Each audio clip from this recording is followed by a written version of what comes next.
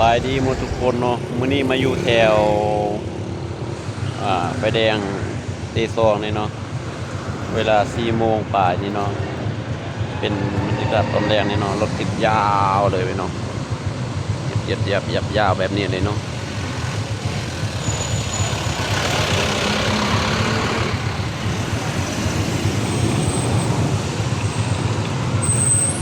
เดี๋ยวสิมาเบิ่งบรรยากาศตอนแรกเนาะว่าตรงนี้ก็บ่ค่อยมีเวลาได้เนาะโดนสิได้เอาลงเทื่อนึงเนาะอันนี้มันเส้นทางที่2นี่เนาะ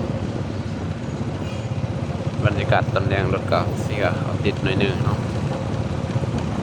ก็บางจุดก็มีการก่อสร้างเนาะ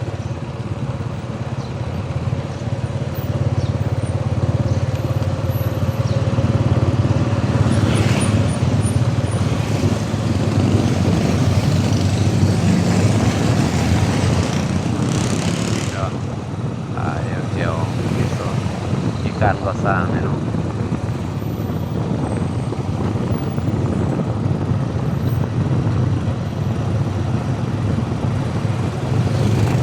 เส้นทางที่2ในส่วนหลายมันจะเป็นแบบว่ามีคนจีนมาอาศัยอยู่หลายเนาะที่ที่2เนาะถนนที่2ตอนนี้มันก็ได้มากมันเห็นต่างใหม่นะตอนนี้เนาะ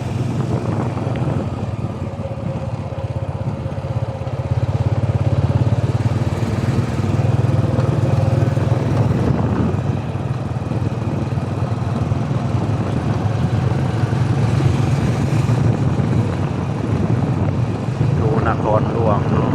วันนี้ขับม่วนที่สุดเลยวันนี้40 องศาเนาะมันเอาขี่รถตอน4 โมงนี่ขี่รถนี่ยังฮ้อนตามต้นโตลมพัดใส่มันฮ้อน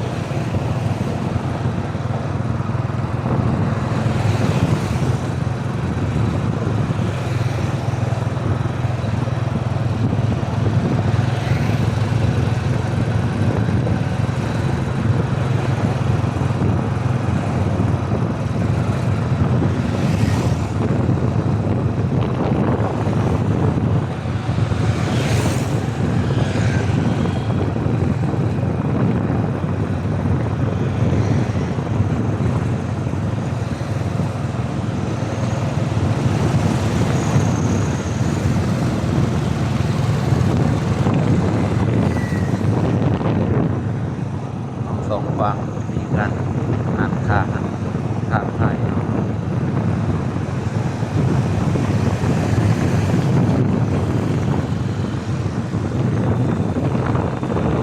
ตัดของ